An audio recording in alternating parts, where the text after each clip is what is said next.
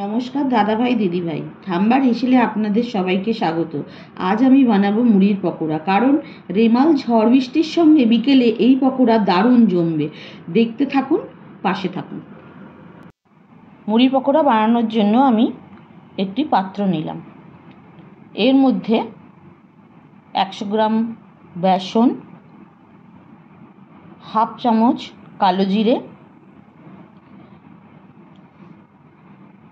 1 চামচ কসুরি মেথি, 4টি কাঁচা লঙ্কা ছোট ছোট করে কেটে নেওয়া,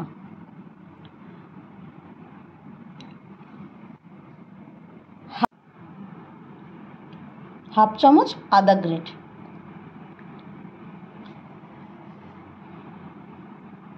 স্বাদ মতো নুন নেব,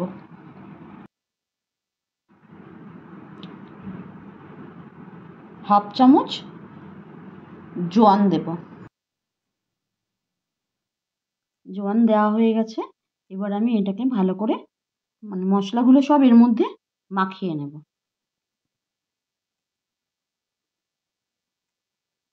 মাখানো হয়ে গেছে। এবার আমি এর মধ্যে কুচো করে রাখা পেঁয়াজটা দিয়ে দেব।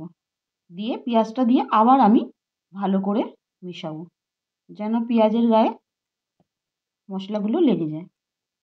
মুড়ির পকোড়ার মুড়িটা এবার আমি এর মধ্যে মিশিয়ে নেব।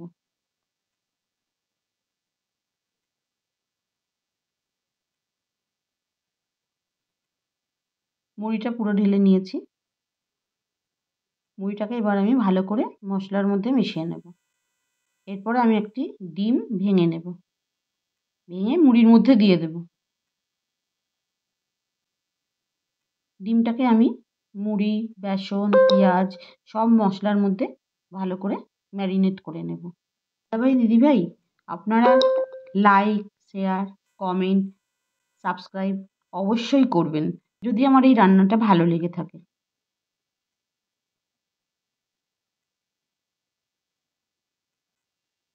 মুড়ির পকোড়ার মুড়ি পুরো ম্যারিনেট করা হয়ে গেছে। আমি আবার এটাকে ভাজার জন্য গ্যাস জ্বালিয়ে নেব। গ্যাস জ্বালিয়ে কড়া বসিয়ে নেব।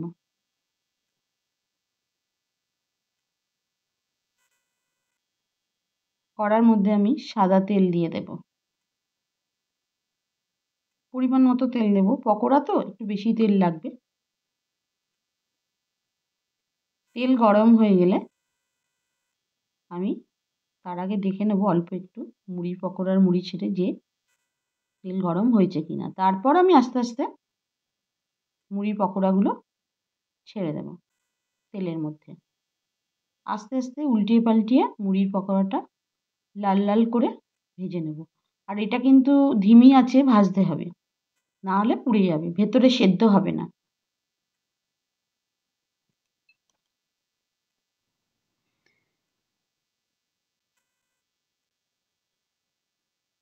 পকোড়াগুলো লাল লাল হয়ে গেছে।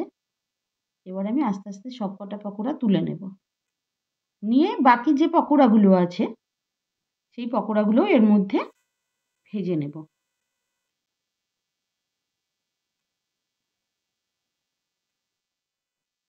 সবকটি পকোড়া আমার ভাজা হয়ে গেছে।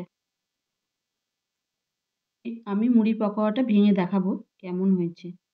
ভিতরটা পুরো নরম আর বাইরেটা পুরো শক্ত। পকোড়া মানেই বাইরেটা শক্ত থাকবে। আপনারাও একবার বাড়িতে বানিয়ে খেয়ে দেখুন, খুব ভালো লাগবে।